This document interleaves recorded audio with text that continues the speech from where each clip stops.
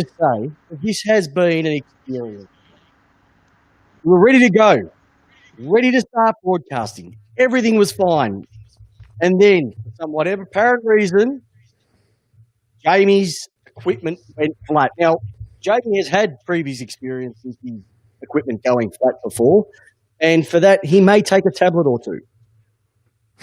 But it's good to have him back. Finally, he's here. He's able to hear, he can speak, and he can see. And we can't do the show without the great man. So, mate, round 12 is in the car. Round 12 is in the can. Lots to talk about. Normally, just give us a bit. How you feeling? What's going through the body right now? What's happening? I'm feeling okay. I've recovered from Friday because I saw it coming on before. So I am ready to talk football. All right, my friend. Let's talk about some football. Let's get straight into it. Normally, it's a bit of banter back and forth, but let's get this bad boy going. News of the round, mate. So much to talk about. So little time. Where would you like to start? You can choose, Peps. Rightio. Let's talk about Port's power outage. What happened on Friday? You got pantsed. We got pantsed. It was probably the worst game that I've seen us play since the other 119 choke that we produced on grand final day. Nothing we did, nothing we could do to stop that. And I think every team is going to have a game like that this season, and that was just ours. And you could tell nothing was right. Like, it wasn't just like, not only did we get outplayed by a much better team, but nothing was connecting. I mean, we couldn't even get two handballs chained together. So the team just looked off, and that's what it is. What'd you come off? Did you come off a short break? No, we actually came off the long break, and Geelong You had a long break. Mate, they absolutely smashed you. So for anyone who didn't see the news, by the way, welcome everyone on the chat tonight. Welcome everybody on the podcast. We love having you each and here every single week. So you went down 14-7, 91, 4 goals, 7-31. Yeah, smashing. That is a smashing. But they just punched you they smashed your possessions wise by 80 odd. Inside 50s. Here's the thing, though. They only beat you by 10 from an inside 50 perspective. So it just shows how efficient they were. Yeah. The Tomahawk just took the piss, didn't he? The Tomahawk was vintage, and that was vintage. And he was good. But I wasn't too upset by it. I was like, nah, our record against Geelong is horrendous. Well, they were saying no Dixon, no Port Adelaide. Is that it? Is that right? Yeah, look, any key forward's important to any club. I mean, barring Melbourne with Tom Mack, but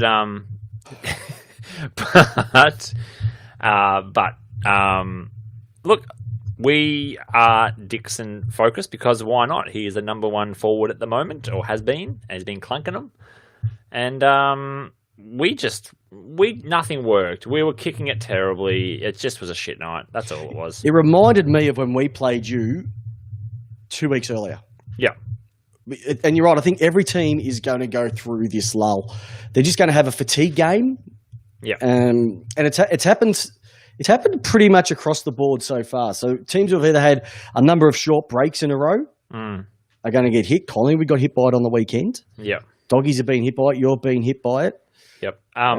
Geelong lost to GWS earlier in the season. Just I call them the WTAF games. The absolute F games, because your team just doesn't look right. Like St Kilda had it against the Cats a couple of days earlier.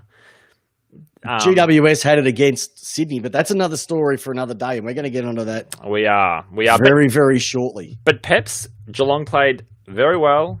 Happy for them to go their thing, because we all know it's coming. Well, Peps, we all know it's coming. Well, Brett Thornton is on the chat. Is he saying, is Geelong a genuine threat? Well, he's a Geelong supporter, but let's just face it, Peps. Everyone else here gets excited because Geelong are going to finish in the top four. Yep. And guess what's going to happen in the finals? Sam Stosers, mate. Sam Stozer will come back for the AFL. Straight sets. We all love it. We all look forward to it. We love a bit of Sam Stozer AFL finals action. Now, look, they played good footy. you know your team's playing badly when Gary Rowan has a mini bag. What he kick? Yeah. 3, 4. You know your team's Yeah. going bad when he's doing something right. Yeah. Geelong, genuine. I'm still not sold on them. I'm still not sold on them. Yeah, they probably did have the great game against West Coast a couple of weeks earlier, but there's just something there that their age is just going to take over. Yeah. I think no Dixon, no Port. That's what I reckon. Well, that's fair. Well, it's a fair. Well, how many teams this year? My mob did it for a long time with Tom McDonald, and they had to get rid of him and split it to take the focus off him. Mm. If Dixon, that's one of the questions that I had is when we had to swing the magnets. Yeah. If Dixon has a shocker like he did on the weekend, who do you throw it forward? Well, I just think it was we had. We'll talk about. We'll leave my comment for swing the magnets. For later. Of who I would never want in a Port Adelaide jump ever again. Okay. All right then. So another one that I wanted to bring up. Thank you very much for that. Another one that I wanted to bring up was what happened on the Thursday night game, the Swans versus the Giants. Are they Giants or Trolls? Is the season over for GWS? It's a question I had to pose to you. They kicked 3 goals, 7, which was virtually, I think, the same score that they produced on the weekend. On the weekend. In the grand final last year, and the lowest score that they've produced in a regular season game since their first season. Mm-hmm. They are just a bunch of individuals. Is this ever going to change at this club? It's a good question. We've spoken about this a couple of times now in the past couple of weeks, but this team, for all of its top picks, for all of what our clubs, Peps, you and I, Melbourne and Port, have gone through, where we didn't get access to this talent because this new team was in, it's all going to be for nothing at the end of the day. Leon Cameron has been, as you've said a million times, he has been given the keys to the Ferrari, and he and the players are not up to it. Not up to it? No. Here's the thing about this game, all right? So you can look at all the stats, etc., and so forth, but there was just one damning stat that blew me away when I looked at it. They went down by 41 points. Mm-hmm. Yet, if you look at the inside 50 count, they've had 52 to 33. They've had 19 more inside 50s and have been pumped by close to 7 goals. Yep. They've got Finlayson, Himmelberg, Cameron, who can't get a sniff at the moment. Yep. There's just something terribly wrong at that place. But if you have a look at their record, they're saying, get rid of the coach, I don't think it's Leon Cameron. I just think these players think it's just going to happen again. But hasn't history shown that it's not? Yeah. Well, tell you what, a lot of people chasing Zach Williams too from that mob. He would be an absolute jet on anyone's half-back line. Yeah. What do you reckon he thought of, mate? I'm busting my chops for this mob and nobody else wants to come along for the ride. Yep. Well, that's another question for another day, maybe, is around Jeremy Cameron. What's the curious case of Cameron? Well, he's getting paid around about 1.2 plus this year due to his back-ended contract. Yep. That's a lot of coin you got to pay for a bloke who's not hitting the scoreboard much this year. No. And regardless of if you look at who's going to be winning Coleman's and all that stuff, he should be, for his amount of talent and for what he's done over the last number of years, he should be pulling out 3s, 4s every week with the amount of Rolls-Royce serves he should be getting. Yeah. He's putrid. It's not good. It's not good.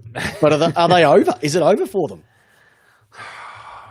Is it over? Look, this is the thing, and I suppose we get trapped into it sometimes, even us talking about football, is we look at the age profile of lists and we go, oh, they're a young list, they're going to develop. This is a young, talented list. Like, all these players here are walk-ins to almost any other team in the AFL.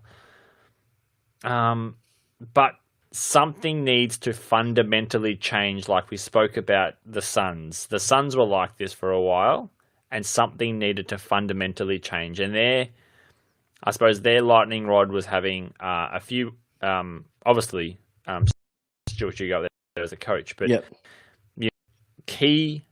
a couple of key recruits, Who else can we look at? Brisbane Lions were a bit like that, but they had a couple of key recruits that went and just changed their team. They need someone there who's had experience or has come from a strong team to show these young people how to play. Yeah. Well, how's this for a comment? The greatest waste of space are finished.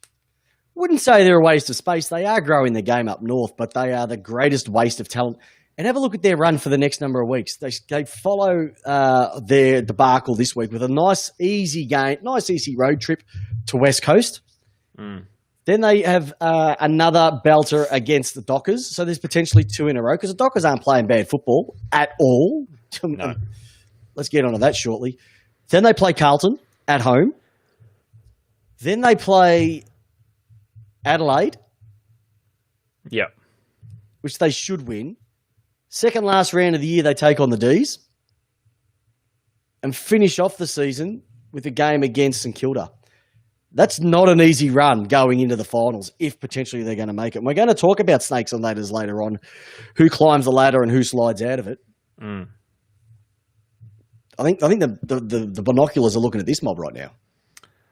Well, and they should. They absolutely should. Like you can't have Callan Ward going around getting 12 possessions for a game. No, that's not acceptable for a leading midfielder in the game. Tim Taranto 13, Jai Caldwell 13. Like Lockie Whitfield 14 positions. These are jets. Yep. All right. Hey,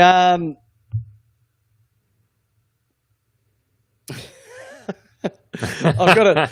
I had something come up, and I had to bring this one out too because it was something that Russ Bartlett, great comment, mate. Hey, lace out, starting the GoFundMe page for Tom Lynch's time to pay his fines. Cheers. Look, Roscoe, I know you very, very well, and look, I'd love to. They don't have. I don't think Tom Lynch is actually going to have to really worry about. But funny enough, it sort of transgresses or trans. What's the word? Transitions. It's into one of my first quick hands of the night, which is quick hands, big pay packet punch away. The AFL fine amounts for striking are a joke. They are a joke, aren't they? Well, I think Gary Lyon said it perfectly the other day. The AFL, by not... Well, what do you mean first? Which way are you going to go? It's a joke. These guys are getting paid $1 million, and we're fining them $1,000. Yeah, okay. So that's good. $1,500. So it leads into what Gary Lyon was saying the other day. If we're going to be serious about this punching, then the AFL need to be serious about this punching and start sending a proper message. But we don't want to see the best players rubbed out for games on small incidents. Yeah, I know. It's a farce either way you look at it, Jamie. They don't want to pull the trigger on it, but they then want to have the good bike playing at the same time. And did you see the AFL's rulings for the fines that he got?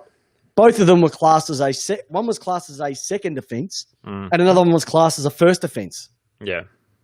Is he serious? Yep. And then we know what's going to happen next week, Peps, is some kid will go out there, do a little jumper punch or a little something here or there and get 3 weeks for it. Well, Tommy Hawkins did one the other week where he threw an elbow back, got nothing. Yep. This Nuffy, who sooks more than most forwards, actually him and Rewell put together the biggest bunch of sooks on the field at the moment.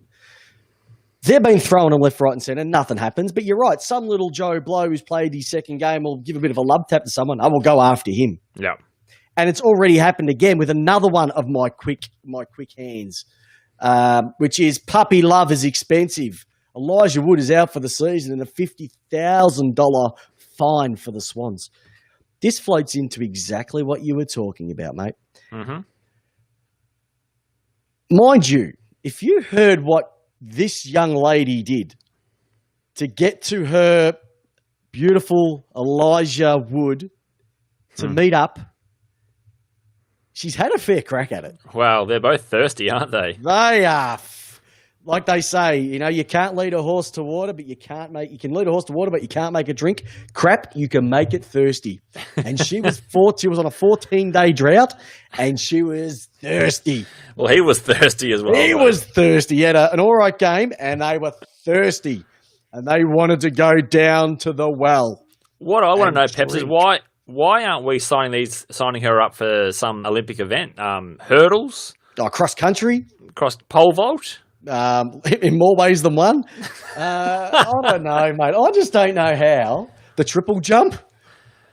So why? So are you saying that leading back onto your point, are you saying that Elijah was treated unfairly in this circumstance compared to the Richmond situation? Oh, I think there's been so many situations. I think it's something like 11 or 12 clubs have already been hit by these COVID sanctions already. The thing that frustrates me is that there's been some bigger, more blatant breaches and have got, in terms of fine-wise, nothing. This kid goes out. Look, he was fanging for it. He couldn't order in. All right. He couldn't get takeaway.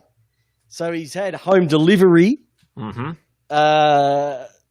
And he's been busted and his own teammates dobbed him in. Yeah. Which is fair enough. Like he's COVID. And it was stupid. Yeah. But you've kicked the kid out for the season and you've given the fine to the Swans. Let's just go through a couple of scenarios that we should talk about. Adelaide at the start of the year with their golf course antics. Mm-hmm. That didn't get as much as this. You mentioned Richmond. Mm-hmm. They didn't get as much as this. Mm-hmm. Let's go into good old Nathan Buckley deciding to have a game of tennis with Sanderson and Mollick. Mm-hmm. Didn't get half as much as this. Mm-hmm. This young guy, she'd passed her. Now, this is the difference, I think. She'd passed her 14 days. They hadn't. And that was where the breach, per se, was coming in. I think that the fine was there, but I think they've gone way too hard. People look at it, once again, the whole sniff test. This does not pass the sniff test. It's an easy out, low-hanging fruit. Yeah. I mean, I can see that. I'm probably more willing to split it 50-50. I think that Sydney are going to miss out, another 4 or 5 games of the season. I think this is probably the appropriate fine if people are breaching COVID practices, considering we know how fast this shit can spread. Yep. And I think that probably a similar fine should have been applied to Buckley, or fine and suspension, and a fine and suspension to who was the other one? We said Richmond. Yep. I think this feels about right, but I find it very, like you said before, protective of our stars, and are just willing to hang this kid out. Yeah, there's no transparency, and it's the same thing that's going to happen as we spoke a little bit earlier with the punching side of things. Young kid's going to go in, smack in the guts, and he'll have the book thrown at him. Well, let's talk about Neil Bullen. Neil Bullen, perfect example. The tackle against Adelaide a couple of weeks ago. Yeah, we've seen examples of that. I don't know, 100 times, or no, maybe 20 times this season, where it's a very similar tackling motion, where at the end it is a forcible, it's a pivot, it's a literally a drop in. Mm-hmm. But yet Neil Bullen, who is, I'd say, Peps, you quote me, maybe Melbourne's top 25. Yeah, 25, meaning that he's one of 3 to miss out. Yes. And Big Trev's very happy about that every single week. So they penalise him, but yet let the other ones just go through saying, low grade tackle, or because the person got up, it's fine. And that's the other issue that keeps coming back. It's more about the outcome rather than the intent. There was no intent for when Neil Bullen tackled him to knock the bloke out. It was just a tackle. Yeah, there was a slinging action. Probably 3 weeks. I think that extra week just doesn't sit right. But then you have a look at what Burgoyne did, and that got cleared. You sit and look at both of them and go, how does this make sense? Yeah. And unfortunately, that's the same message that's going to come out of the AFL every single week when we go through this, where we're going to sit back and go, mate, you say that you're transparent, but you're far from it. It's a disgrace. Yep. It is a disgrace. All right, let's keep this speed going. Mate, we are flying. We are. Okay, let's swing the magnets a little bit. So who got your 3 votes for the weekend, and who is getting dragged? Who is your low light? What do you want to start with? Up to you. I might go who gives my 3 votes. Okay, you go first. My 3 votes goes to the HMAS Noons, who sunk the Dockers after the siren on the weekend. The way he flushed it That is one of the greatest, let alone kicks I've ever seen. Let alone after the siren, let alone goals kicked, full stop. Wet ball, shiny ball, tired legs, three rows back. He was almost at the base 6 snack bar. That's how far into the crowd he was. A cameraman behind him. And he has launched, and mind you, it was his outside leg as well. It wasn't the inside one. And he was a good, probably 1.5 meters inside the boundary. Jeez, I'll tell you what, it was one of the greatest kicks I have ever seen of a goal, let alone after the siren. Mm-hmm. In the same moment, who's getting dragged? I'm not blaming the umpires. Really? No, I'm not blaming the umpires for this one because all of that had nothing to do if Fremantle, Matt Taberner, just grabbed the ball and took it over the boundary, or stood the mark and put his hands up, or belted it down the ground, or did something completely different instead of his brain fade, which caused it all. Now, the out of bounds and all that sort of stuff, but that wouldn't have happened if Taberner had done the right thing and just taken the ball over the line instead of his... It was one of the dumbest things I've ever seen. He's the one who gets dragged, in my opinion. So, from the one game, we've got a Saint who now blew apart the Dockers against a Docker who had a shocker. I like it. Thank you very much. I like it a lot. All right, my 3-2-1. I think you and I are unanimous here. Aaron Norton, absolutely. Like, no doubt about it. No doubt about it. Should have had more, actually. Should have had 8. Mate, love the astronaut. I just hope he has a fizzer this week. Yep. Number 2 is Tom Hawkins. I mean, got to respect where respect is due.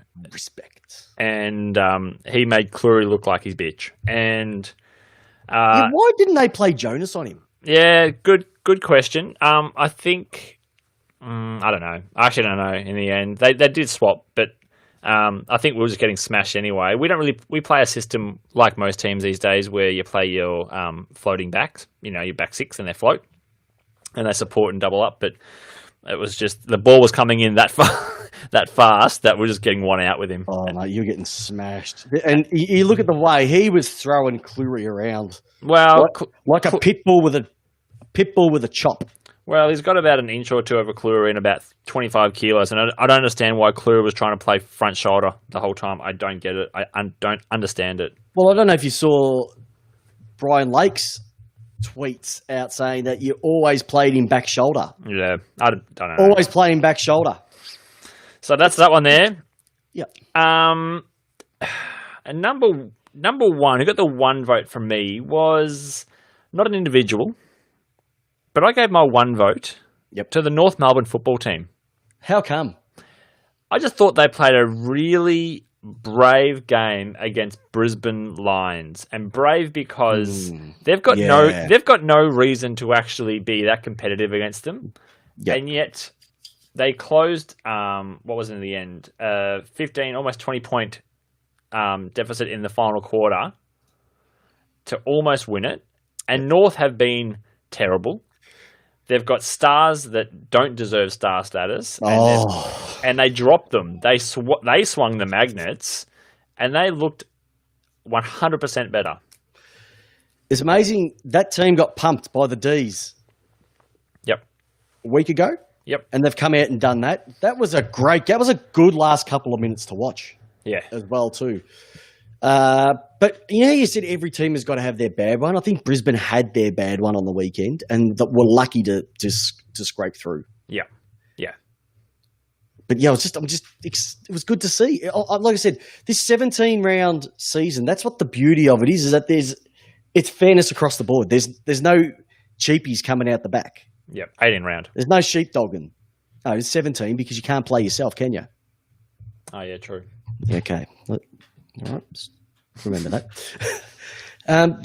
So every game means so much more, and that's why if we have a look at the ladder right now, let's get the graphics up of the ladder. Just have a look. I'm just got this going now. If you have a look at this ladder, and we will play a little bit of snakes and ladders with this one. So who slides out of your top 8 and climbs in based on what you see there? Listeners, what do you reckon? I'm going to say I see, unless something drastically changes, I see Collingwood sliding out. Yep. And I see potentially the Bulldogs being in. Okay. Yep. So if I had to look at this right now, I still think this is very controversial, but I still think the danger team who are going to fall out from this is going to be St Kilda. Okay. St Kilda and Collingwood would be the two that I'd put in. I've told you, St Kilda's run home is not easy. They've got some tough games coming up against some top 8 teams. They had 3, now it's 2. So who have they got left? So they've got Lions, Eagles, Essendon, Hawthorn, GWS, and Melbourne. So prior to the weekend just gone, Yep. they had 3 teams they had to face who were in the top 8. Yep. Now it's only 2 with the Lions and the Eagles who are red hot. Lions and the Eagles. Okay. You've actually got one more you've forgotten, mate. They play us. Oh, Melbourne. So That's 3 teams. that's 3 teams. They're back into 3. Yep. So it's back into 3. So that's not going to be easy for them at all. And I just think Collingwood have got too many injuries. They're just going to fall over at the wrong time again. So I would say, but if St Kilda make it, my goodness, the way that they played on the weekend, they're magnificent. Butler just awesome again. King boys was brilliant to see. Yeah. Yeah, they're just humming along. They did what they have to do. They've got a very, very healthy percentage, but it's still percentage outside of the 4. So what are they? They're 2 games in, but percentage is okay. So depending on what happens, they're either going to make top 4 or fall out. That's the way I see it. Because if they keep winning, it's just going to put pressure on the teams above, and their percentages going to keep going up. If they start losing, the teams below them, which, like you said, there's a number of them in that 8 as well, are going to keep climbing as well. So it's an exciting thing. So I reckon my mob are going to sneak in for a 7th or an 8th. Yeah. Which, if you asked me 5 weeks ago, I would have said, Jamie, get off the whatever you're on. Yeah. Because I can't see Essendon making it. Mm-hmm. They're just No. atrocious at the moment. Carlton, game and percentage out. GWS are going backward at a rate of knots. The Western Bulldogs, one of our viewers just said they've got a very, very hard run coming up and they're going to struggle. If they beat the D's this week, it's going to give them some hope. If they lose to the D's this week, it's going to make it very, very difficult. Very difficult. It's an exciting time, mate. Who would have thought, we've got, 5 rounds to go? Yeah. And there's so many spots available. You're not going to get that with the extended. Most times by round 14, 15, the 8's almost locked in. Now it's going to be that jockeying for position. You mentioned something about the top 4 in relation to some quick hands, my friend. Is the top 4 locked in? Your thoughts? I look at the top 4 and I just think, outside of that, I don't see who's going to drop coming forward. I mean, Port and Geelong have really, it's on paper and coming from a very nervous Port Adelaide supporter, as we all are, as you are with Melbourne. You don't trust them. We only have Collingwood in the top 8 to face, and they're looking really shaky. Yeah. So you're in a good spot to take that, but you could be stumbling in. That's it. Look, we're a game clear of the bottom of the 4. So West Coast are 4th at the moment, and St Kilda are 5th on 32 points. So we're 36. But we wouldn't want to stumble anymore. But this is. It doesn't matter where in the top 4 you finish this year, Peps. No, actually, it's top 8. I'd even say top 8. Well, I say top 4 because you get double chance still. But there's no home finals, other than if you are a Brisbane or a West Coast person. Or Adelaide, but I don't think we're going to get one. Well, the rumour is that there won't be any finals played in Perth. Okay, so because if you let's just say you're West Coast, and you finish 4th, right? So you're going to have to play in Queensland. Now, if you win that one, or you get the week off, you could go over. But the team plays the next week would only have a week off. Yeah. So they couldn't play prelims over in Perth. Yeah. They might play a first final unless they have a week beforehand, which they do. They're going to have that week's break. So unless that occurs, outside of that, West Coast won't be playing finals at home at all. Yeah. So look, top 4 is good, but it's not for the reasons we traditionally talk about it being good. Yep, definitely. But it's a cracking run home for this season. Yep, so much. Where do we go? Where do we go now? Hey, look, one thing that I wanted to bring up was I got a phone call. Do you know this phone number? Ending in 5827? Do you have a phone number 5827? No, I don't, Peps. No, I don't. Huh? You don't? No. Okay. For anyone who out there has a phone number ending in 5827, congratulations, because that's exactly the same number as days since Essendon last won a final. The Kevin Keggy Lecture Prize. That one's never going to get old. Never going to get old. No.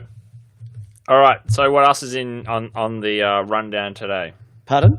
What else is on your rundown? What's on my rundown? Okay, one thing we've had a viewer question asking me this one, and it is the only thing I want to know is will Max Gawn play this week? Apparently, Tim English is out.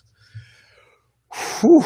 Well, Merv, Timmy Madigan, you are on fire tonight on the tweets, on the Facebook chat. Listeners, I told you, get on the chat, be part of the show. It's all about you. It's how you want your footy. This is how I put it, Merv. I would say that if Gawn is fit, we play him. Even though Bruce did a smack-up job against Grundy last week, there is a bit of a difference. It's almost if we play Bruce to give Gawn that extra week, I get it, but it's what Gawn does around the ground and just the silver service he provides to a midfield who are humming at the moment. It's going to make it harder, not for your ruckman, but for your on-ballers. And I think that Goodwin said earlier in the week that he's trained all week. He was almost ready to go, but they gave him that extra week. I reckon slot him straight in because it's an 8-point game. We win this, we're virtually in the a game clear. We lose this, we just go back to that group again. We've still got that game in hand, but we don't want to have to rely on that game in hand. I just think he's too important of a player to leave out. Once again, though, seeing what Braden Bruce did last week, magnificent. I'd keep him in. So if he's available, play him. If there's any shadow of a doubt, you don't. But it makes it a bit easier for us not having Tim English coming in. Yep. Whilst you quickly just skewered Great Essendon, question. Whilst you skewered Essendon, they're not good. That was a terrible game. Essendon? Yeah, that was a bad game. Essendon are just almost not Adelaide rancid, but close to Adelaide rancid this season.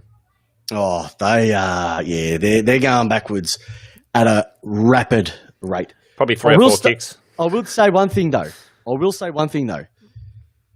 They came out after half time and they played some cracking football, and it was all down to one bloke. Do you know who that bloke was, Jamie? Just set the volume correctly. Get your volume ready. Here we go.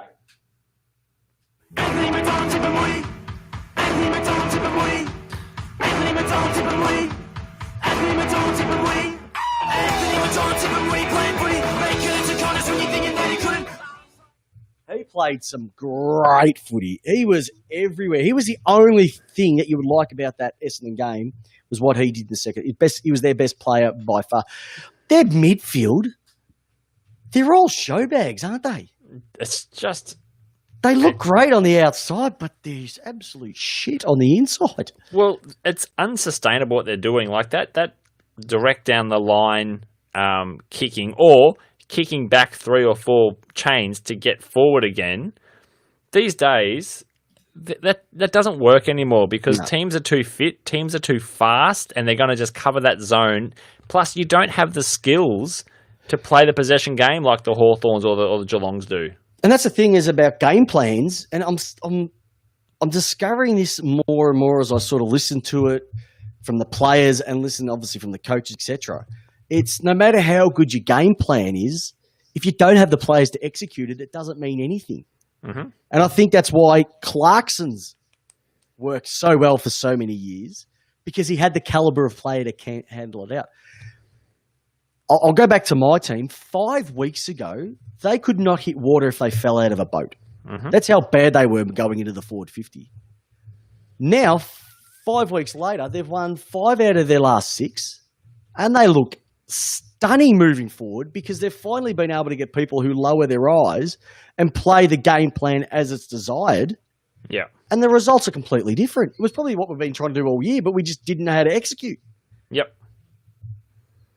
So game plans do work. You just need to have the cattle to be able to do it. Otherwise, it's just going to be a waste of time, and we'll be all ranting by the end of the week. But they and as I said before, with St Kilda, fair credit, they've got a beauty. Max King is looking the better of the twins. He was clunking them. Yeah, he was clunking them. His brother goes all right as well too, but a bit of a difference from the midfield. He's got a bit more niceness coming through to him at the moment. Yeah.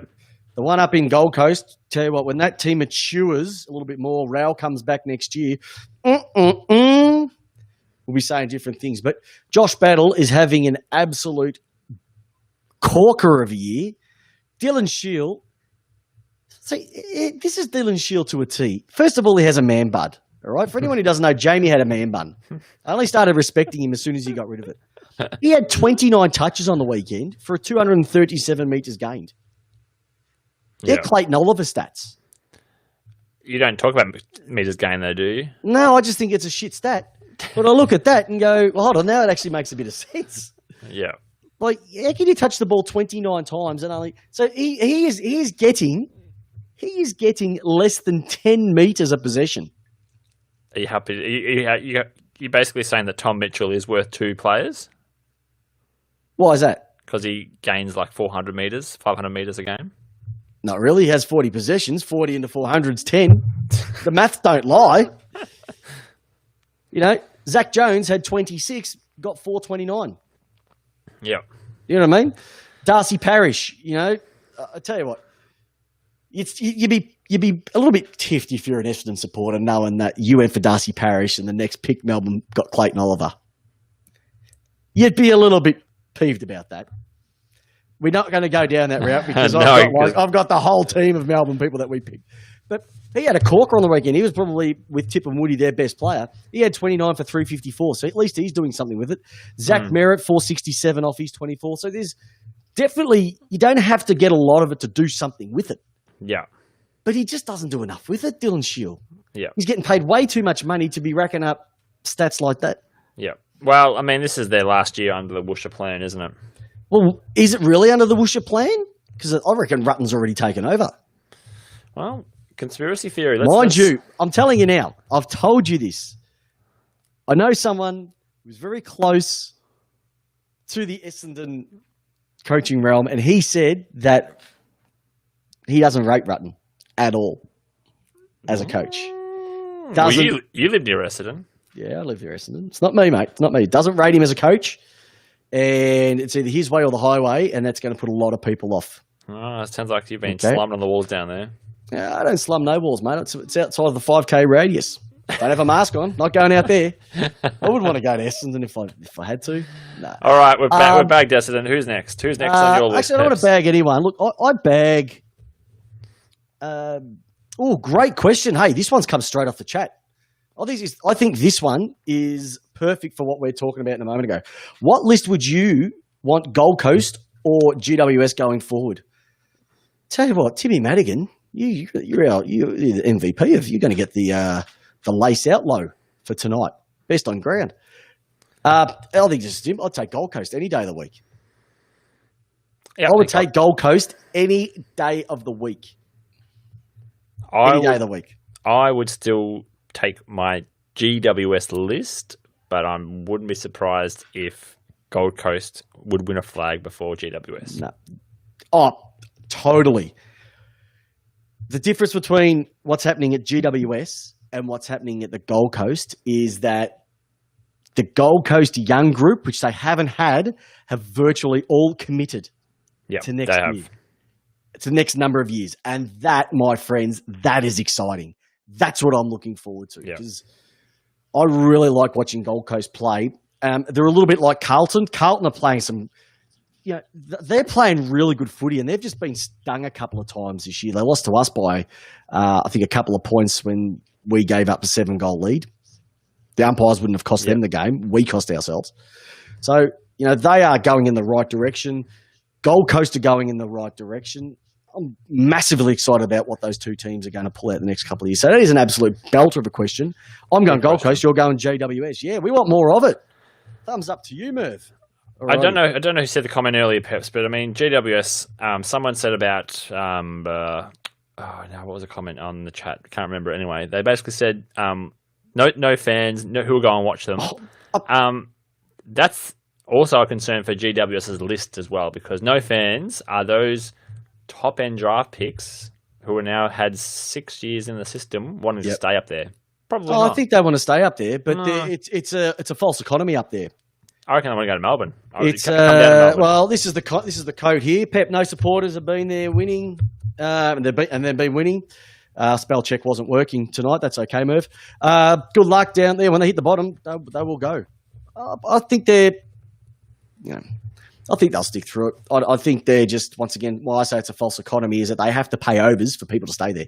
Yeah. All right. What's next on the list? Hey, one thing that I wanted to bring up, and we have a bit of a laugh, a bit of a joke on the podcast each and every single week. One thing that I wanted to bring up as a bit of a sad note is James Sicily going down with an ACL. Look, he's the type of player that just gets on the nerves of so many opposition supporters, but he'd be one of the ones that you would say, I'd love him to be playing with my team.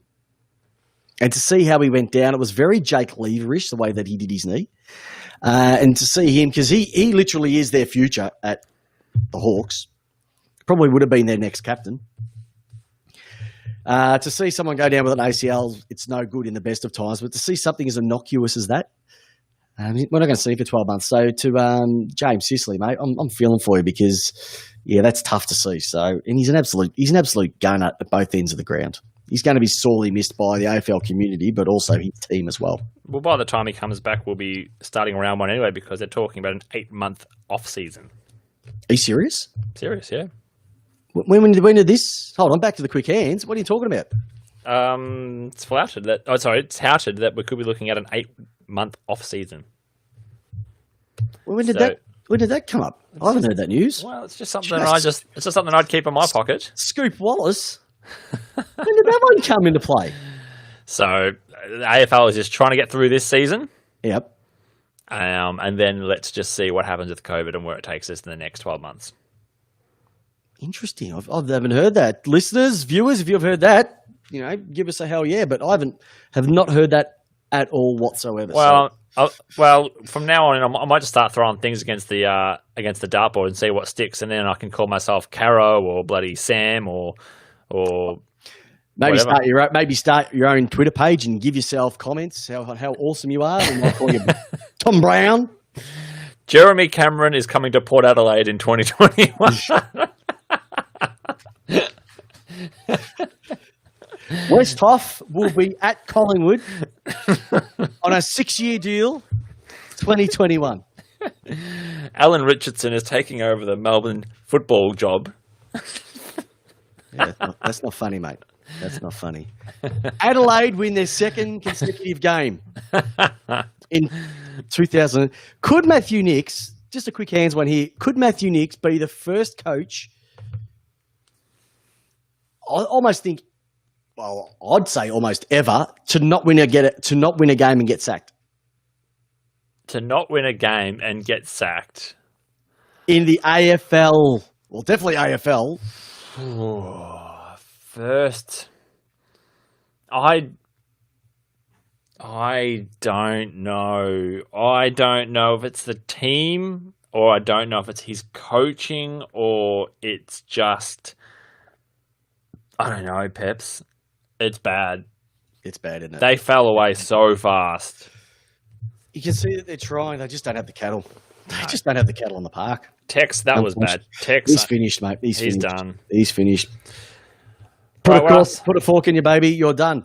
Hey, just a quick mention to all our listeners out there that Tipped Out is back this week. Tipped Out is back. We had a couple of weeks off because the Festival of Footy was almost impossible to try and tip who's playing because we didn't know who was playing, when they were playing, the teams, etc. But we're back this week.